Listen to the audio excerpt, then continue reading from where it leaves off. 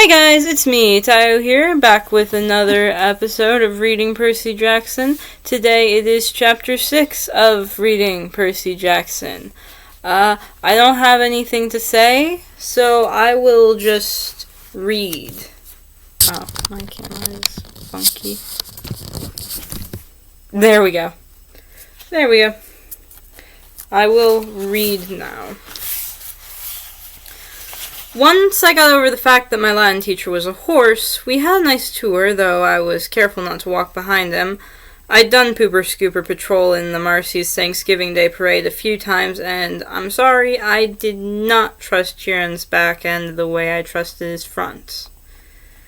We passed the volleyball pit. Several of the campers nudged each other. One pointed to the Minotaur horn I was carrying. Another said, "That's him."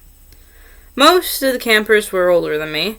Their satyr friends were bigger than Grover, all of them trotting around in orange Camp Half-Blood t-shirts with nothing else to cover their bare, shaggy hindquarters. I wasn't normally shy, but the way they stared at me made me uncomfortable. I felt like they were expecting me to do a flip or something. I looked back at the farmhouse. It was a lot bigger than I'd realized. 4 stories tall, sky blue with white trim like an upscale seaside resort. I was checking out the Brass Eagle weather vane on top when something caught my eye, a shadow in the uppermost window of the attic gable. Something had moved the curtain, just for a second, and I got the distinct impression I was being watched. "What's up there?" I asked Kieran. He looked where I was pointing, and his smile faded. "Just the attic? Somebody lives there?" "No," he said with finality. "Not a single living thing." I got the feeling he was being truthful, but I was also sure something had moved that curtain. "Come along, Percy," Kieran said, his light-hearted tone now a little forced. "Lots to see." We walked through the strawberry fields, where campers were picking bushels of berries while a satyr played a tune on a reed pipe. Kieran told me that the camp grew a nice crop for export to New York restaurants in Mount Olympus. "It pays our expenses," he explained, "and the strawberries take almost no effort." He said Mr. D had this effect on fruit-bearing plants. They just went crazy when he was around. It worked best with wine grapes, but Mr. D was restricted from growing those, so they grew strawberries instead. I watched the satyr playing his pipe. His music was causing lines of bugs to leave the strawberry patch in every direction, like refugees fleeing a fire. I wondered if Grover could work that kind of magic with music. I wondered if he was still inside the farmhouse getting chewed out by Mr. D. "Grover won't get in too much trouble, will he?" I asked. "I mean, he was a good protector, really." Kieran sighed. He shed his tweed jacket and draped it over his horse's back like a saddle. "Grover has big dreams, Percy, perhaps bigger than are reasonable. To reach his goal, he must first demonstrate great courage by succeeding as a keeper, finding a new camper and bringing him safely to Half-Blood Hill." "But he did that." "I might agree with you," Kieran said, "but it is not my place to judge. Dionysus and the Council of Cloven Elders must decide. I'm afraid they might not see this assignment as a success. After all, Grover lost you in New York. Then there's the unfortunate fate of your mother, and the fact that Grover was unconscious when you dragged him over the property line. The council might question whether this shows any courage on Grover's part." I wanted to protest. None of what happened was Grover's fault. I also felt really, really guilty. If I hadn't given Grover the slip at the bus station, he might not have gotten in trouble. "He'll get a second chance, won't he?" Kieran winced. "I'm afraid that was Grover's second chance, Percy. The council was not anxious to give him one, either. after what happened the first time 5 years ago. Olympus knows I advised him to wait longer before trying again. He's still so small for his age. How old is he? Oh, 28. What? And he's in 6th grade? Satyrs mature half as fast as humans, Percy. Grover has been the equivalent of a middle school student for the past 6 years. That's horrible. Quite, Chiron agreed. At any rate, Grover is a late bloomer, even by satyr standards, and not yet very accomplished at woodland magic. Alas, he was anxious to pursue his dream. Perhaps now he will find some other career. That's not fair, I said. What happened the first time? Was it really so bad? Chiron looked away quickly. Let's move along, shall we? But I wasn't quite ready to let the subject drop. Something had occurred to me when Chiron talked about my mother's fate, as if he were intentionally avoiding the word death. The beginnings of an idea. A tiny, hopeful fire started forming in my mind. Chiron, I said, if the gods and Olympus and all that are real... Yes, child? Does that mean the underworld is real, too? Chiron's expression darkened. Yes, child. He paused, as if choosing his words carefully. There is a place where spirits go after death, but for now, until we know more, I would urge you to put that out of your mind. What do you mean, until we know more? Come, Percy, let's see the woods. As we got closer, I realized how huge the forest was. It took up at least a quarter of the valley, with trees so tall and thick you could imagine nobody had been in there since the Native Americans.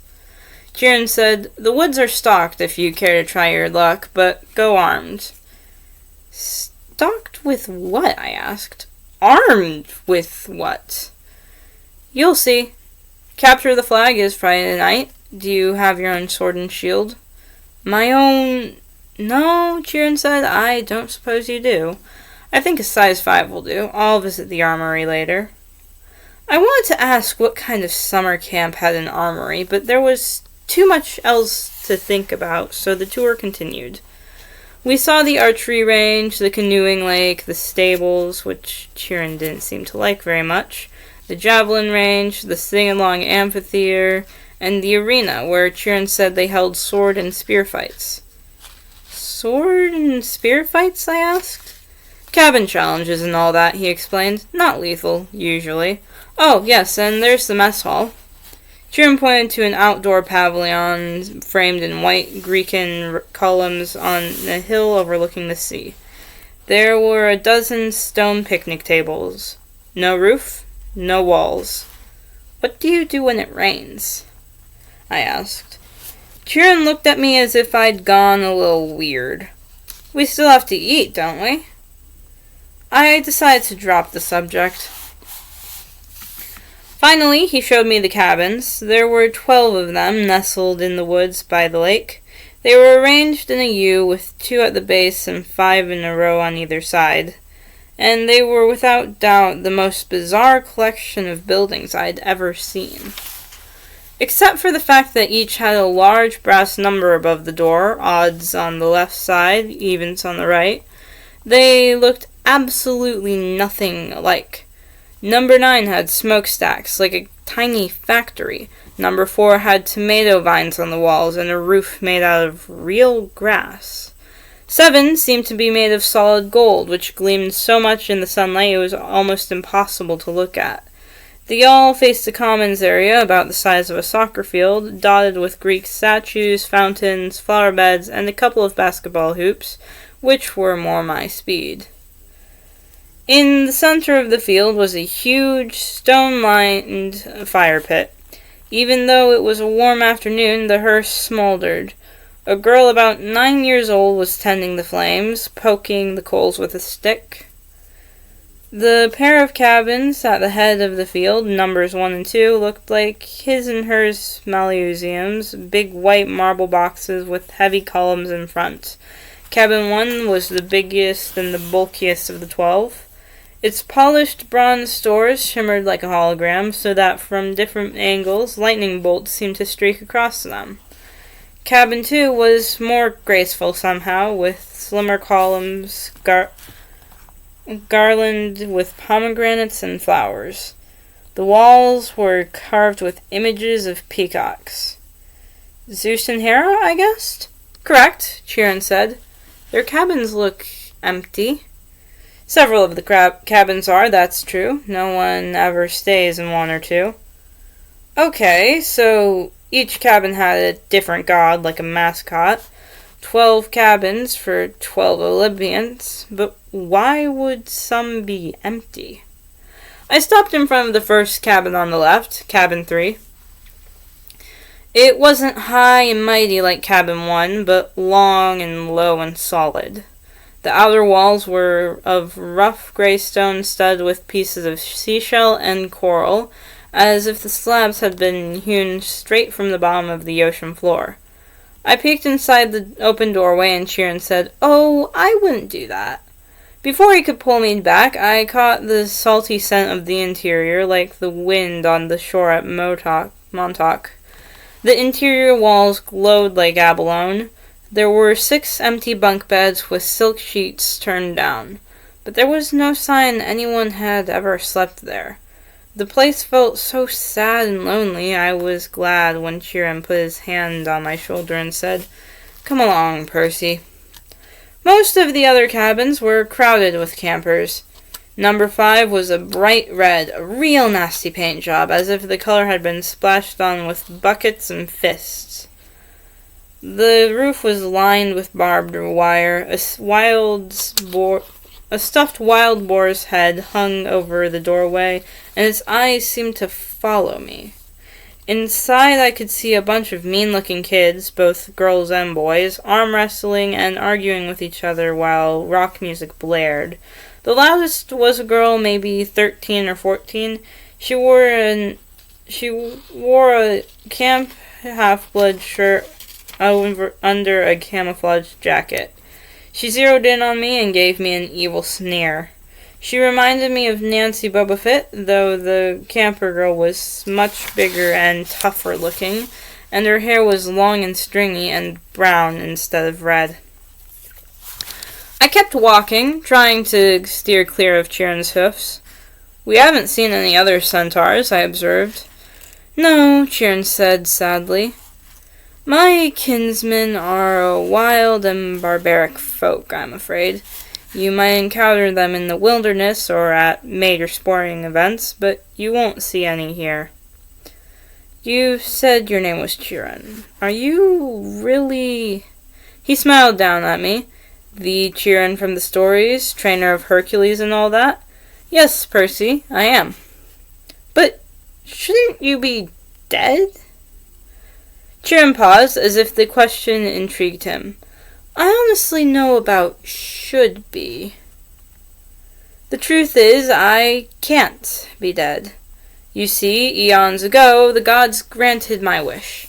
I could continue the work I loved. I could be a teacher of heroes as long as humanity needed me. I gained much from that wish, and I gave up much.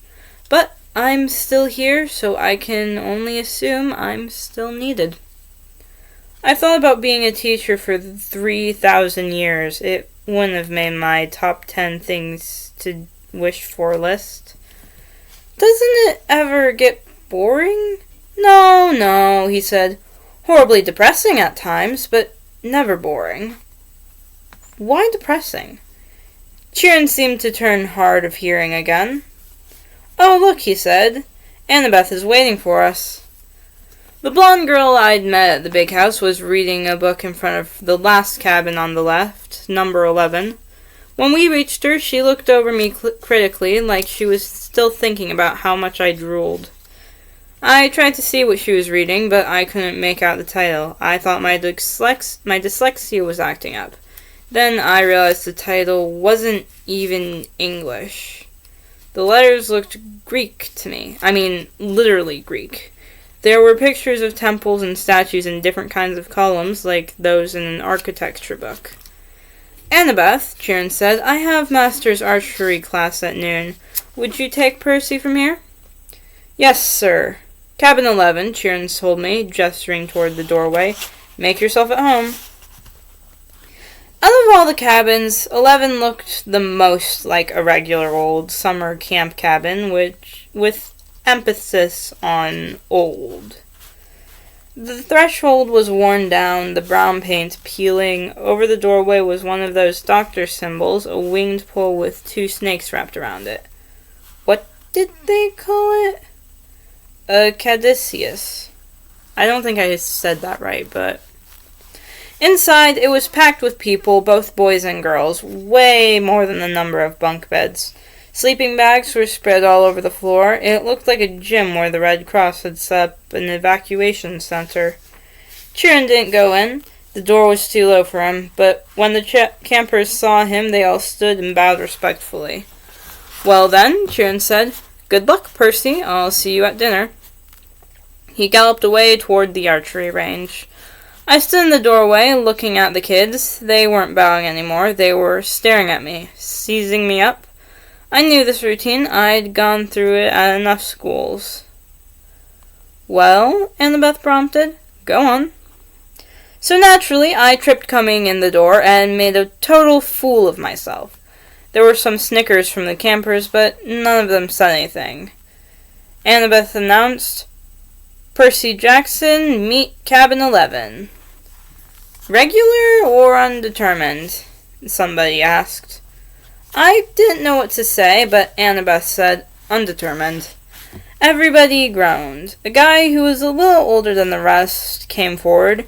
Now, campers, that's what we're here for. Welcome, Percy. You can have that spot on the floor right over there.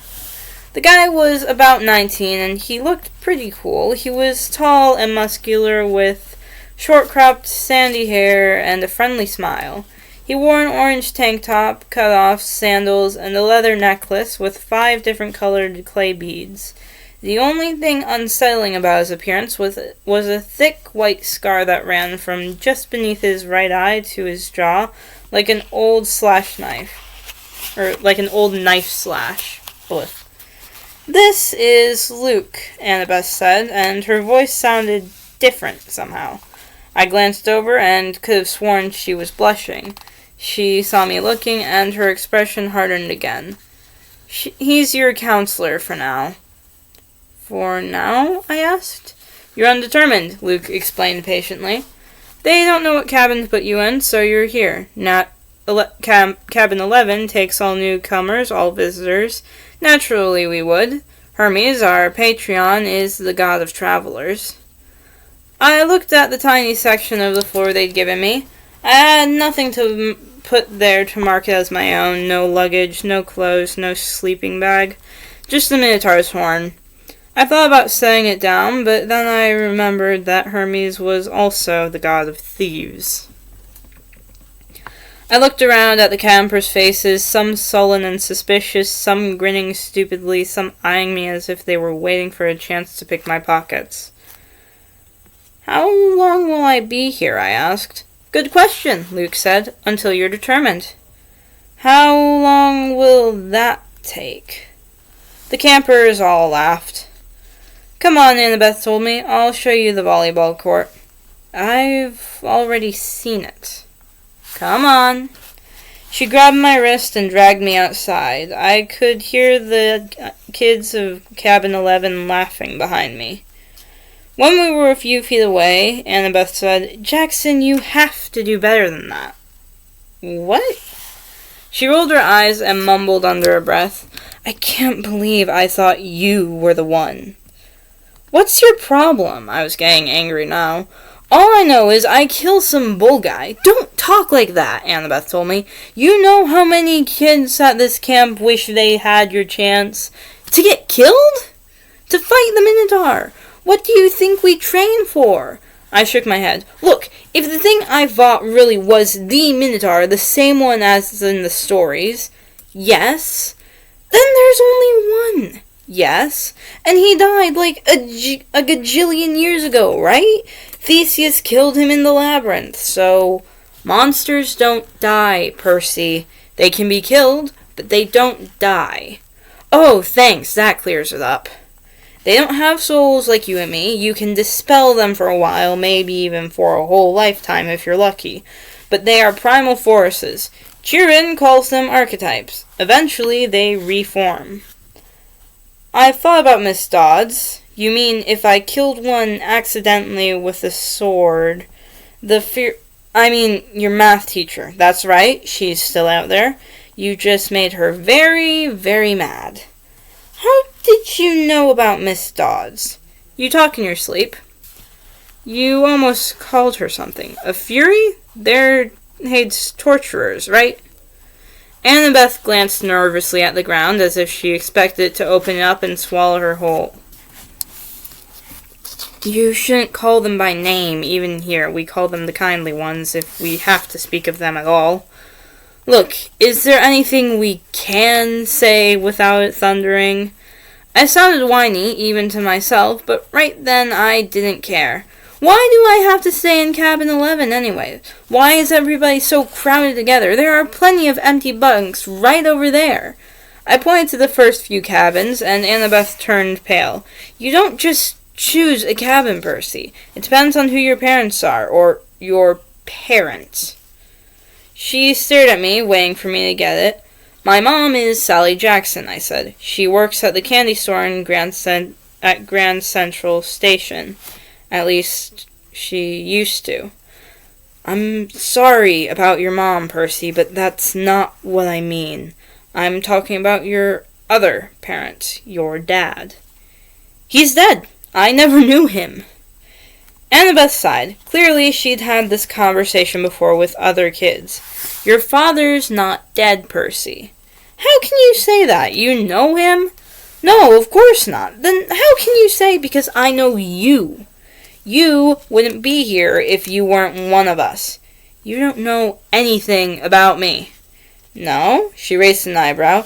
I bet you moved around from school to school. I bet you were kicked out of a lot of them. How? Diagnosed with dyslexia, probably ADHD too. I tried to swallow my embarrassment. What does that have to do with anything? Taken together, it's almost a sure sign. The letters float off the page when you read, right? That's because your mind is hardwired for ancient Greek.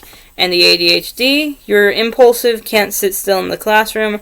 That's your battlefield reflexes. In a real fight, they'd keep you alive. As for the attention problems, that's because you see too much, Percy, not too little. Your senses are better than the regular mortals. Of course the teachers want you medicated. Most of them are monsters. They don't want you seeing them for what they are. You sound like you went through the same thing. Most of the kids here did. If you weren't like us, you couldn't have survived the Minotaur, much less the ambrosia and nectar. Ambrosia and nectar. The food and drink we were giving you to make you better. That stuff would have killed a normal kid. It would have turned your blood to fire and your bones to sand and you'd be dead. Face it, you're a half-blood. A half-blood. I was reeling with so many questions, I didn't know where to start. Then a husky voice yelled, "Well, a newbie." I looked over.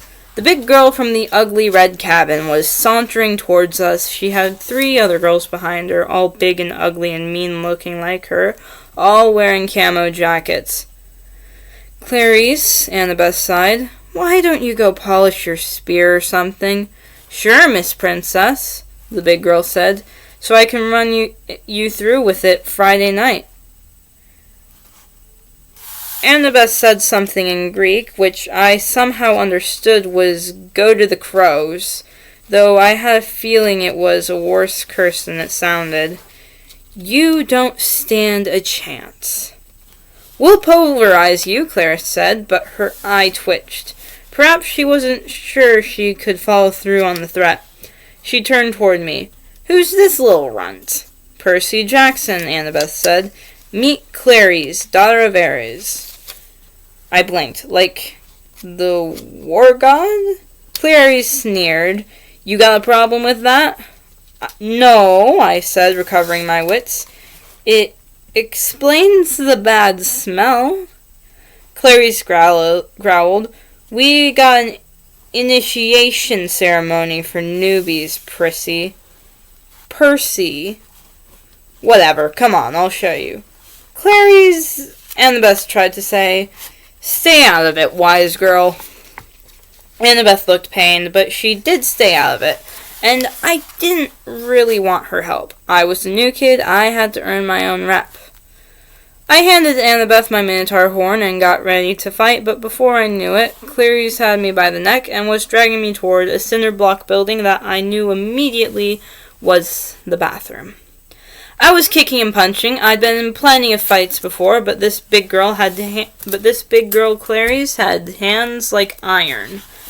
She dragged me into the girls' bathroom. There was a line of toilets on one side and a line of shower stalls down the other. It smelled just like any public bathroom, and I was thinking, as much as I could think, with Clarice ripping my hair out, that if this place belonged to the gods, they should have been able to afford classier johns. Clarice's friends were all laughing, and I was trying to find the strength I'd used to fight the Minotaur, but it just wasn't there. Like he's Big 3 material, Clarice said as she pushed me towards one of the toilets. Yeah, right. Minotaur probably fell over laughing. He was so stupid looking. Her friend snickered. Annabeth stood in the corner, watching through her fingers. Clarice bent me over my knees and started pushing my head toward the toilet bowl. It reeked like rusted pipes and, well, like what goes into toilets. I strained to keep my head up. I was looking at the scummy water, thinking, I will not go into that. I won't. Then something happened. I felt a tug in the pit of my stomach. I heard the plumbing rumble, the pipes shudder. Clarice's grip on my hair loosened. Water shot out of the toilet, making an arc straight over my head, and the next thing I knew, I was sprawled on the bathroom tiles with Clarice screaming behind me.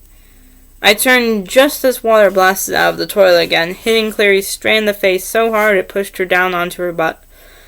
The water stayed on her like the spray from a fire hose, pushing her backward and into a shower stall. She struggled, gasping, and her friends started coming toward her. But then the other toilets exploded too, and 6 more streams of toilet water blasted them back. The showers acted up too, and together all the fixtures sprayed the camouflage girls right out of the bathroom, spinning them around like pieces of garbage being washed away. As soon as they were out the door, I felt the tug in my gut lessen and the water shut off as quickly as it had started. The entire bathroom was flooded. Annabeth hadn't been spared. She was dripping wet, but she hadn't been pushed out the door. She was standing in exactly the same place, staring at me in shock. I looked down and realized I was sitting in the only dry spot in the whole room. There was a circle of dry floor around me. I didn't have 1 drop of water on my clothes. Nothing. I stood up, my legs shaky. Annabeth said, How did you... I don't know. We walked to the door. Outside, Clarice and her friends were sprawled in the mud, and a bunch of other campers had gathered around to gawk. Clarice's hair was flattened across her face. Her camouflage jacket was soaping wet, and she smelled like sewage. She gave me a look of absolute hatred. You are dead, new boy. You are totally dead. I probably should have let it go, but I said, You want to gargle with toilet water again, Clarice? Close your mouth. Her friends had to hold her back. They dragged her toward cabin 5, while the other campers made way to avoid her flailing feet. Annabeth stared at me. I couldn't tell whether she was just grossed out or angry at me for dousing her. What? I demanded. What are you thinking? I'm thinking, she said, that I want you on my team for Capture the Flag. And that is the end of Chapter 6. And that's all I have today, so I will see you guys next time. Bye!